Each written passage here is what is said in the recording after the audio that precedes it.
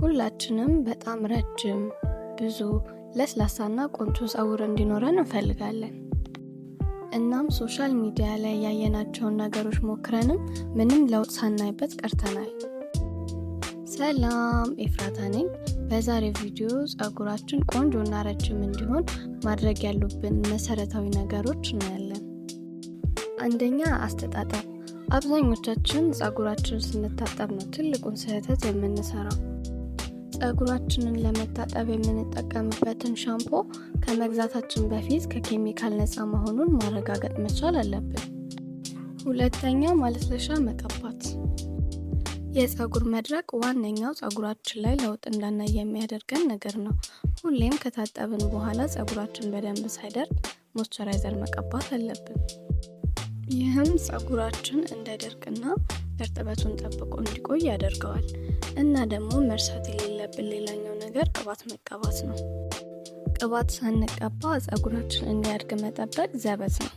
በሳምንት 2 ጊዜ ለኛ ፀጉር የሚስማማንን ቅባት የራስ ቆዳችንን መቀባት አለብን። ፀጉራችን ላይ ለውጥ ለማየት ግዴታ መቀባት ይኖርብናል። ሁለተኛ፣ ፕሮቴክቲቭ ሄር ስታይል። ፀጉራችን እንዲያድግና ጤናማ እንዲሆን ፕሮቴክቲቭ ሄር ስታይሎችን መጠቀም ይኖርብናል።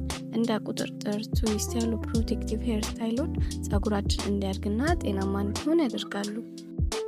እና ደግሞ ፀጉራችሁን በምትሰሩበት ወይም በምታስይዙበት ጊዜ የራስ ቆዳችሁ ላይ ግፊት መኖር የለበትም።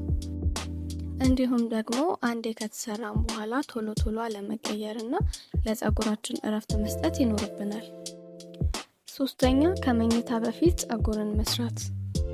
በየቀኑ ማታ ከመተኛታችሁ በፊት ፀጉራችሁን 3 ወይም 4 ቦታ መስራት ይኖርባችኋል። ይህም ፀጉራችሁ እንዳይጎዳና እንዳይሰባበር ይረዳችኋል። አራተኛ፣ ከመኝታ በፊት የሳትን ቦኔት ማድረግ። ሁሌም ከመተኛታችን በፊት የሳትን ቦኔት መጠቀም ይኖርብናል። ምክንያቱም በምንተኛበት ጊዜ መተሻሸት ስለሚኖር ያንን በደንብ ይከላከልልናል። እንዲሁም ደግሞ ፀጉራችን ሳይበላሽ እንዲያድር ይረዳናል። አምስተኛ፣ ፀጉራችን ላይ እሳት አለማብዛት።